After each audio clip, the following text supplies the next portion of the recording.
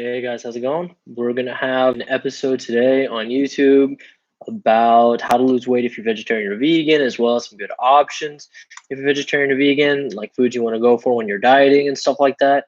Let me just get the Facebook and Instagram live going, and we will be on our way.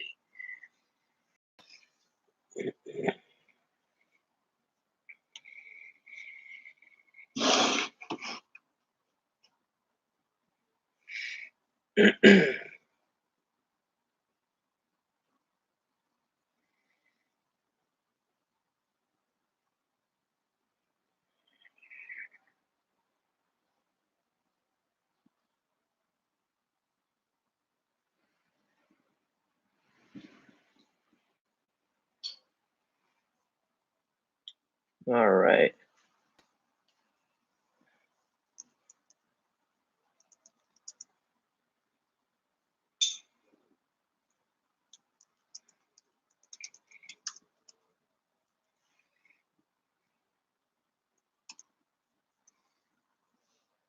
Sweet.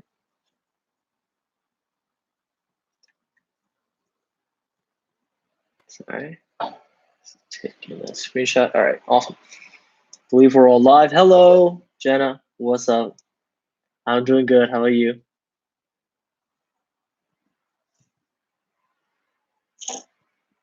All right. So I actually did this live today because I got a question for somebody that wanted to do the 21-day stretch challenge, a couple friends of mine, and they are vegetarian. And I am going to give you some vegetarian options as well as go over, you mentioned in your question, like shitty foods. So we're going to go a little bit more into that because that's a good place to start, most definitely.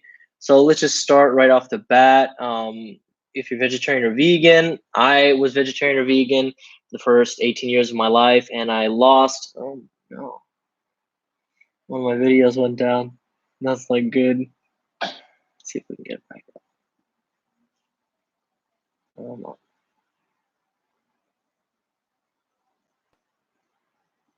Sorry, guys, a little technical difficulty, but yeah, I was vegetarian for the first 18 years of my life, and during that time, I was primarily fit for a good part of it, but I did gain weight at one point and ballooned up to like 200 plus pounds, and then was having to cut down. So I cut from like 200 pounds to 150, where I am now, primarily while I was vegetarian.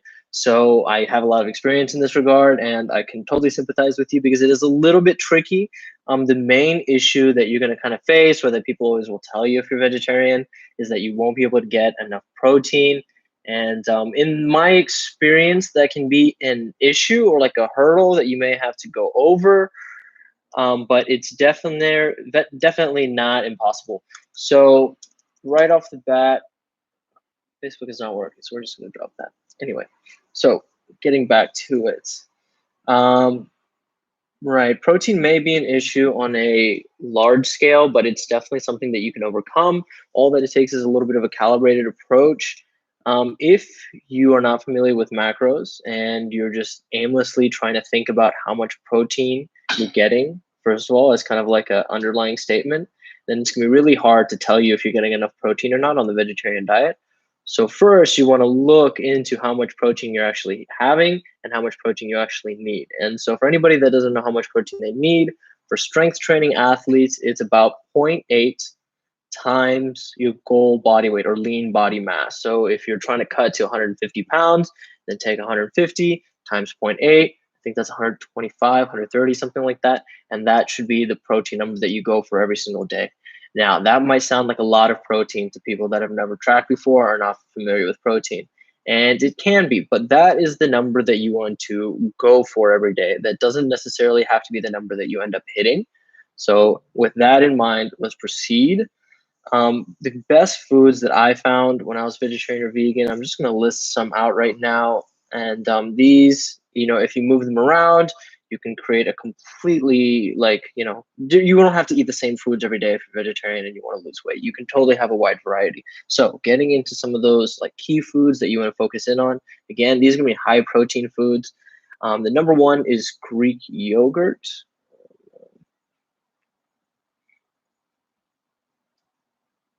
Let's see. There we go. All right. I'm just going to go to LTE. become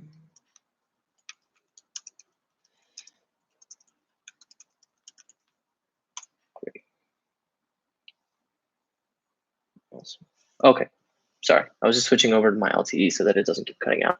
Right, vegetarian foods that are high in protein. Number one, Greek yogurt is a great place to start.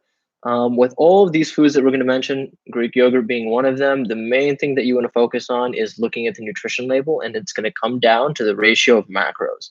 So with Greek yogurt, if you end up going with something that has a ton of honey and a ton of fat, then that's going to end up, it's going to be really hard to get a lot of protein for not that many calories. Typically, what people find if they're trying to diet and they're being vegetarian or vegan, they'll eat foods that are perhaps like accommodating to the protein, but it's like they end up only eating those foods and they end up spending so many macros that they're not actually able to eat the foods that they want to at the end of the day. And then that leads to them falling off the diet, right? So when you're looking at Greek yogurt, you want to get something that's low fat or no fat. And I think something unflavored is a way to go, but you want to do unflavored. Sorry, not unflavored, sugar-free, sugar-free. Not too many added sugars, not too many added honeys, and you're just trying to go for the best macros that you can. Dannon Light and Fit Greek makes a really good one. Let's see, Chobani low fat with honey or plain is fine. Those are really good. Add some frozen fruit, like put the frozen fruit in the microwave it for a minute, and then put the yogurt in and put some cinnamon. It's like the most delicious thing ever. So that's a really good one. I literally used to have that every night when I was trying to lose weight because it's like some of the best macros you can get while you're vegetarian. It's like almost all protein, and not a lot of vegetarian foods are like that. So it's a great one to take advantage of. Another one down the list is cheese. A lot of people that I know that are vegetarian eat a lot of cheese, or that's one of the reasons that they're vegetarian and not vegan. So if you do love cheese, you can actually still include cheese and lose weight. All you have to do is go for the low fat option. It literally is the simplest thing. Just look at the nutrition label. And from going to having like 10 grams of fat and maybe like 7 grams of protein, which it's going to be impossible to hit your protein numbers for the day if you go about it that way. But if you get the low fat option, it's like 5 grams of fat, 10 grams of protein, right? It's like almost the reverse. So in that way, we're able to get more protein for fat. And then you can mix that in with like pasta. Pasta already has a good amount of protein. And that brings me to another tip that I want to say. And that is to combine foods that are maybe okay in protein and fat and okay in protein and carbs and put them together if you're a vegetarian. And that way you'll get a meal consisting of a lot of protein, a little bit of fat, and a little bit of carbs. So that's a little bit of a side tangent, but again, cheese can be super, super beneficial. Just go for the low fat option. As far as health goes with dairy and all of those things, yeah, I won't lie to you. The way that the dairy industry has progressed over the last several years concerns me as well. I would say it's all about where you're at. So if you're somebody that's trying to lose weight and become healthier, you don't have to become raw vegetarian or vegan. Take it one step at a time. First, if you want to start losing some weight, and then transition more into a more like whole foods diet. I think once you have a little bit more momentum and you want to like reward yourselves and fuel your body with really good foods, it's a lot easier to do that rather than just trying to be super strict and do everything out of the gate. So that is it with low fat cheese. The next food that's gonna be really, really easy, and for you guys particularly, it's gonna be helpful because I know you guys eat eggs, and not a lot of vegetarian or vegans, or not all vegetarian or vegans eat eggs.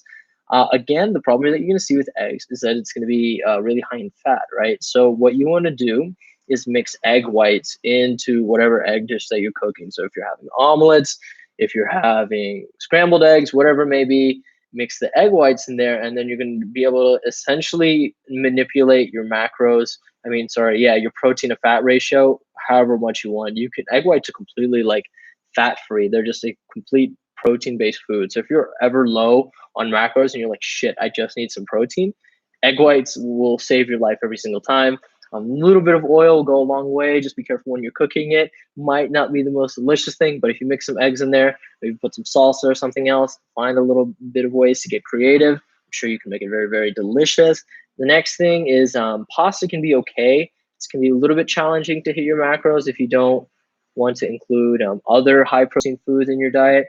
But if you want to make pasta a little bit more of a main point, I know you guys particularly eat a lot of pasta, is going to be including a little bit of protein pasta. Banza, I think, makes one. Essentially, it's going to be made from a different type of flour. than traditional salmonella. So like, I think Bonzi used chickpeas. I've seen black bean flour, red bean flour. I've seen a bunch of stuff, and essentially all that is going to be much better macro ratio. Kind of noticing a similar trend here. Macro ratio than traditional pasta, as well as it's going to have quite a bit more fiber than traditional pasta. So you're going to be able to get some good fiber in there regardless. And then the next thing is particularly now I'm going to go on a little bit of a side tangent with uh, cultures across time that have been vegetarian or vegan. And the reason for this is because I have wanted to open up my thinking the last couple of years and not just be super, super strict concerned with macros, because there is something to be said about people being different across time, across cultures. And if we look historically at options or scenarios where people have been vegetarian for long periods of time, we will see in the Indian subcontinent and in Asian subcontinent at times, depending on the availability, they are vegetarian. So what this tells to me is that we should look at their diet during this time because they were able to go long periods of time with obviously not dying out and being successful and like thriving. So the first one is rice and lentils or beans. As well on this side tangent, the reason that I mention it is it's not just the amount of protein you're eating every day. So even if you're getting those 130 grams, if your body doesn't absorb those 130 grams, what's the point, right? So to make sure that your body's absorbing all that protein, we eat red lentil pasta. Nice, awesome, awesome, awesome, good.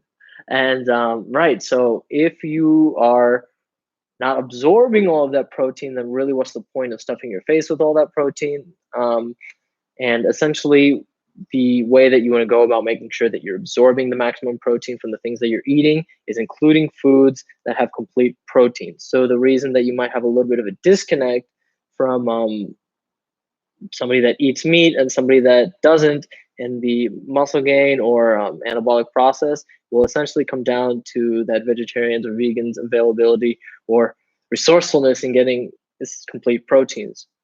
To make sure you're getting complete proteins, there's a variety of vegetarian foods that you can pair together. And it so happens that, coming full circle now, sorry, I know that was a long tangent, rice and beans, those will have complete protein profiles. So if you include those, it's very, very easy to make. You can flavor it however you want. Many cultures have it as a part of their food.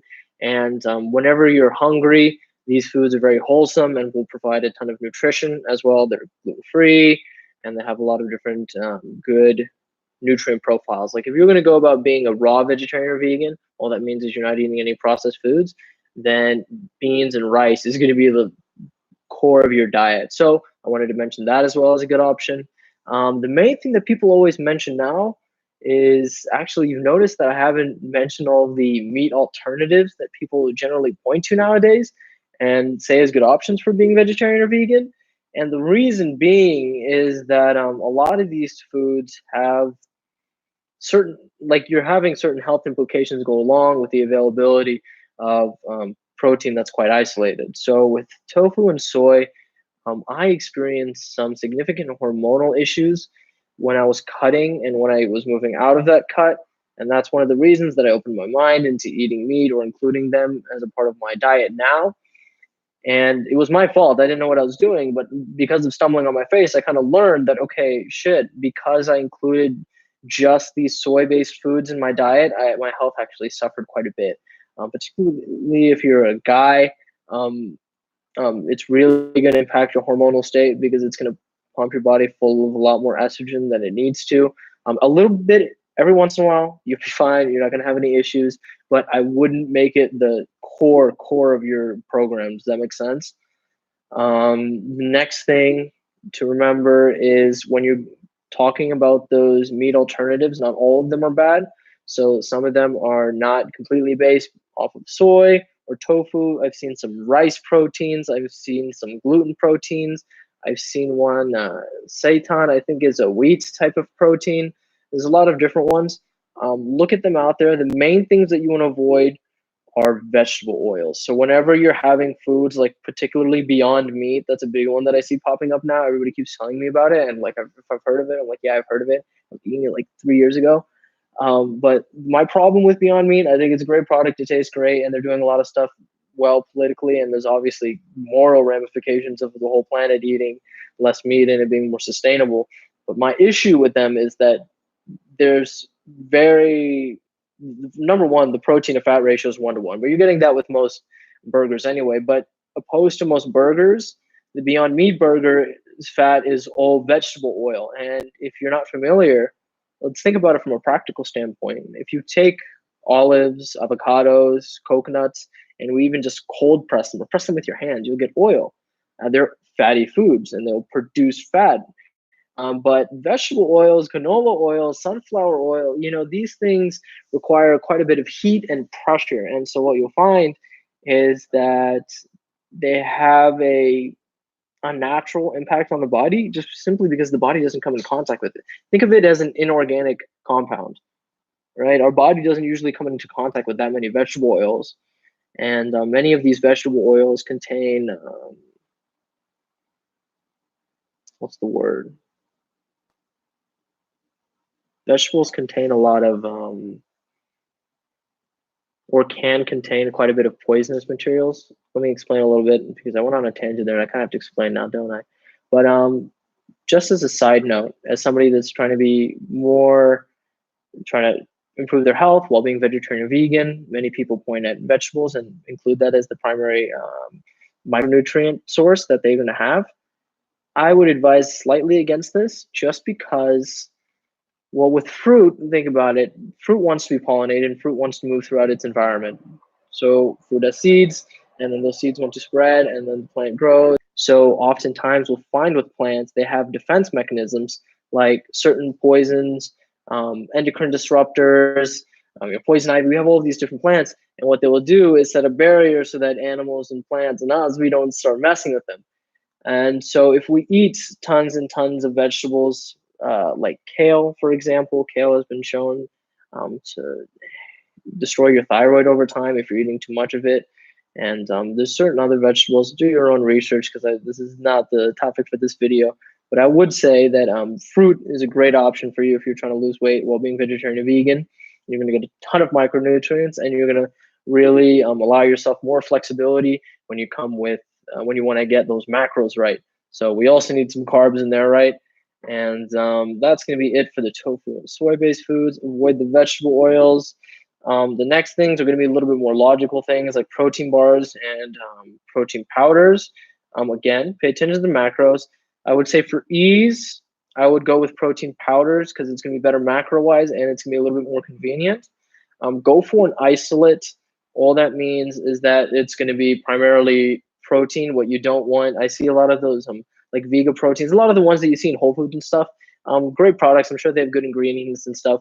But from a macro point of view, oftentimes I see that they have like 10, 15 grams of protein and then also like 10, 15 grams of carbs. I'm like, well, what's the point then? I'd rather just eat normal food. You're charging me $50 for this little bottle. So I would stay away from those. Try to find an isolate. There's tons online. I use one by Muscle Farm. I believe it's like $30 on Amazon, like a huge tub.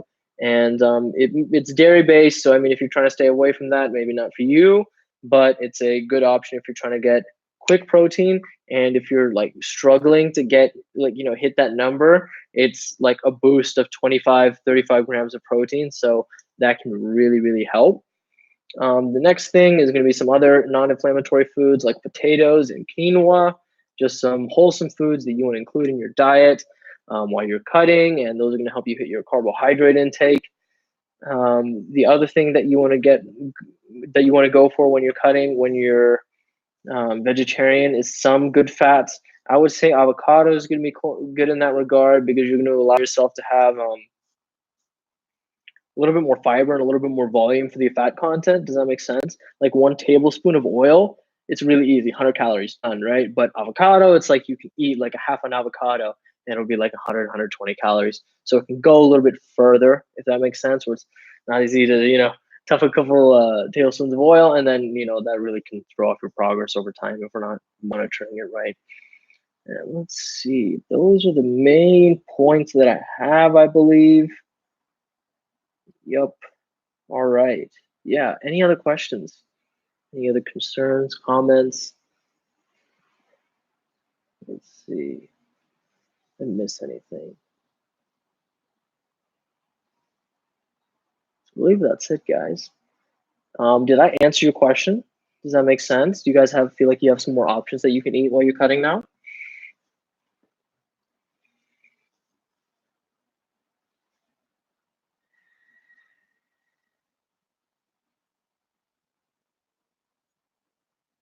Awesome, awesome, awesome. All right, so I believe that is it, guys. Thank you for joining me. And if you're in the 21 Day Shred Challenge, let's get it going. I'm really, really excited. And we're going to lose a lot of weight in this process, and it's going to be a lot of fun. So I'll catch you later. Peace.